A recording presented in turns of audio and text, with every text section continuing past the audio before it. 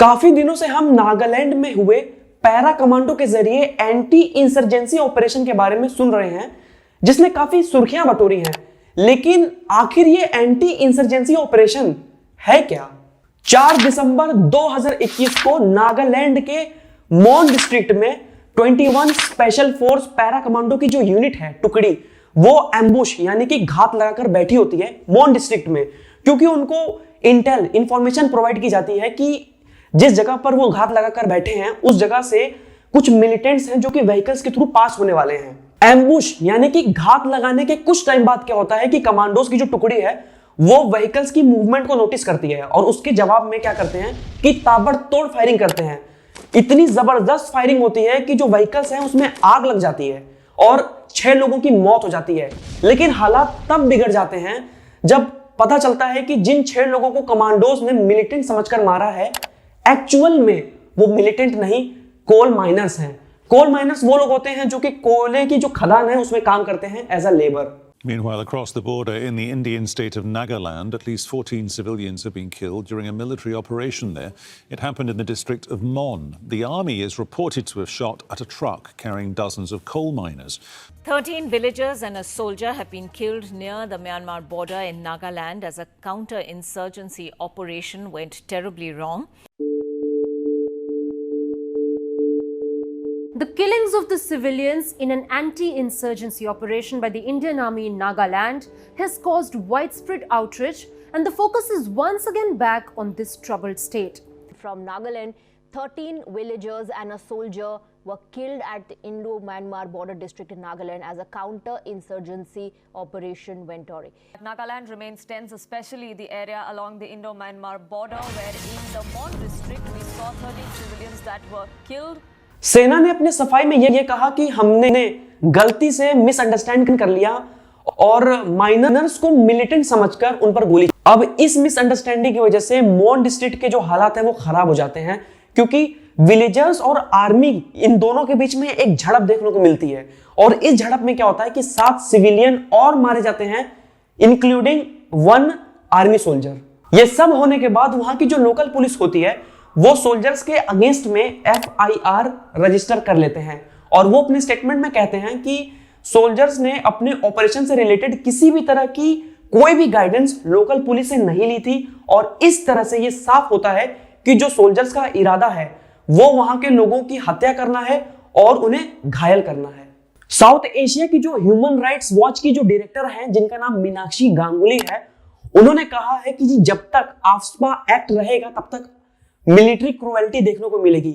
यहां पर AFSPA act का जिक्र किया गया है। अब ये आफ्स्पा एक्ट क्या है ये मैं वीडियो के आगे बताऊंगा। मिनिस्ट्री ऑफ होम अफेयर्स के अमित शाह ने कहा है कि एक स्पेशल इन्वेस्टिगेशन टीम SIT बनाई जाएगी ताकि इस मामले की जो है बेहतरीन तरीके से जांच की जा सके। इस संदर्भ में एक विशेष जांच टीम SIT का गठन किया गया है, जिसे 1 माह के अंदर जांच पूरी करने के निर्देश दिए गए हैं। ठीक इसी तरह आर्मी ने भी रिग्रेट करते हुए कहा है कि कोर्ट ऑफ इंक्वायरी बैठाई जाएगी। नागालैंड और पड़ोसी स्टेट मेघालय, इन दोनों स्टेट के जो चीफ मिनिस्टर हैं, इन्होंने मांग रखी है कि जो आफ्स्पा एक्ट है इसे खत्म होना चाहिए। अब बात कर लेते हैं आफ्स्पा एक्ट की। आखिर क्यों ये एक्ट इतना ज्यादा कंट्रोवर्शियल रहा? सबसे पहले ये जो एक्ट है इसे 1958 में लागू किया गया था और वजह यह थी कि जो नागा हिल्स पे जो अलगाववादी संगठन यानी कि जो इंसर्जेंट्स रह रहे हैं, ये एक्ट उनसे निपटने के लिए बनाया गया था। अगर बात करें आफ्स्पा एक्ट की, तो आफ्स्पा एक्ट असम, मणिपुर, अरुणाचल प्रदेश के कुछ हिस्सों में और जम्मू एंड कश्मीर में लागू है। आफ्स्पा एक्ट पढ़ने के बाद मुझे कुछ चीजें समझ में आई, जैसे कि शूट एंड किल। अगर सेना को लगे कि वो इंसान मिलिटेंट हो सकता है, टेररिस्ट हो सकता है, तो ये जो एक्ट है ये सोल्जर्स को एक स्पेशल पावर देता है, जिस पावर का इस्तेमाल करके ये किसी को भी शूट कर सकते हैं शक के बेसिस पे।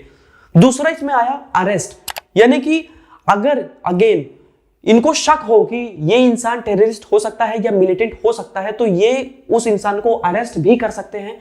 तीसरी चीज आई वारंटलेस सर्चेस की, यानी कि ये किसी के भी घर पे घुसकर बिना उसकी मर्जी जाने पूछने की भी जरूरत नहीं है, ये बिना किसी परमिशन के, बिना किसी वारंट के घर में घुसकर सर्च कर सकते हैं, तलाशी ले सकते हैं। चौथी चीज ये है इसमें कि अगर सेना को लगे कि इस बिल्डिंग में टेररिस्ट हो सकता है, मिलिटेंट हो सकता है, कोई कैंप हो, कोई बिल्डिंग हो, कोई स्ट्रक्चर हो, तो ये उसे भी उड़ा सकते हैं। और तो और इसमें यह भी लिखा है कि this declaration is not under subject to judicial review, यानी कि जुडिशरी डिपार्टमेंट जो है वो भी इनके मैटर्स में इंटरफेरेंस नहीं कर सकता। AFSPA Act which was brought to maintain peace and security, but on the other side देखा जाए तो इस एक्ट के जरिए कुछ सोल्जर्स ने इसका मिसयूज करते हुए विमेंस का रेप किया, टॉर्चर किया, कई लोगों को मार दिया बिना किसी डर के, क्योंकि ये जो एक्ट है ये स्पेशल पावर्स एक्ट है और सोल्जर्स को अकाउंटेबिलिटी यानी कि जवाबदेही से बचाता है। 2016 में ऑनरेबल सुप्रीम कोर्ट ने लैक ऑफ अकाउंटेबिलिटी और स्पेशल पावर्स जो कि AFSPA एक्ट में सोल्जर्स को दी गई, इस बात को हाईलाइट करते हुए कहा कि अगर इस एक्ट की वजह से किसी की भी मौत होती है तो उसकी थोरो इन्वेस्टिगेशन यानी कि अच्छे से अच्छी पूरी जांच होनी चाहिए। कोर्ट ने अपने डिसीजन में कहा कि ऐसे कायदे कानून जो हैं इसे किसी भी हालात में लागू नहीं किया जा सकता, भले ही वो जगह डेंजरस या डिस्टर्ब्ड की कैटेगरी में हो या ना हो, टेररिस्ट हो या ना हो, बट इसकी परमिशन नहीं दी जा सकती।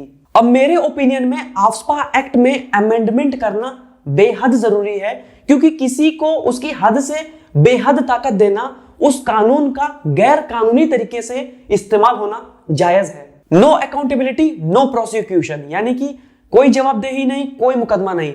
मेरे ओपिनियन में जवाबदेही जो है वो तय होनी चाहिए, और अगर किसी सोल्जर ने कुछ गलत किया है तो उसके ऊपर मुकदमा भी होना चाहिए। अगर देखा जाए तो AFSPA एक्ट जो है वो इंटरनेशनल ह्यूमन प्रोटेक्शन राइट जो है उसको वायलेट करता है।